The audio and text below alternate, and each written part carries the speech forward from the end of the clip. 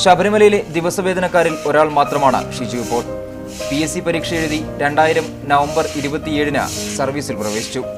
3 മാസം പിന്നിട്ടപ്പോൾ ഷിജുവിന്റെ കാലിൽ അസഹ്യമായ വേദന അനുഭവപ്പെട്ടു. വേദന മാറാതിരുന്നതോടെ ഡോക്ടറുടെ നിർദ്ദേശപ്രകാരം അവധിയെടുത്തു. എന്നാൽ പരിശീലനത്തിൽ നിന്ന് വിട്ടുനിന്നുവെന്ന കാരണം പറഞ്ഞ് ജോലിയിൽ നിന്ന് പിരിച്ചുവിട്ടു. ഹൈക്കോടതിയിൽ നിന്ന് അനുകൂല വിധി നേടിയ ശേഷം 2009-ൽ വീണ്ടും സർവീസിലെത്തി. എന്നാൽ കാലിലെ വേദന വീണ്ടും അധികമായി.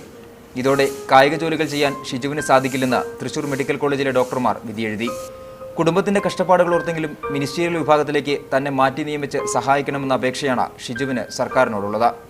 സർക്കാരിന്റെ ആനുകൂല്യമാണ് എനിക്ക് വേണ്ടത്. കാരണം ഇത്രയും സത്യസന്ധമായിട്ട് വളരെ കഷ്ടപ്പെട്ട് നേടിയിരിക്കുന്ന എൻ്റെ ഉദ്യോഗം എനിക്ക് ഇടയ്ക്ക് വെച്ച് എനിക്ക് അസുഖം എന്നുള്ള കാരണത്താൽ നഷ്ടപ്പെട്ടു പോകുമ്പോൾ എന്നെ സംബന്ധിച്ച് വളരെ ദുഃഖത്തിലാണ്.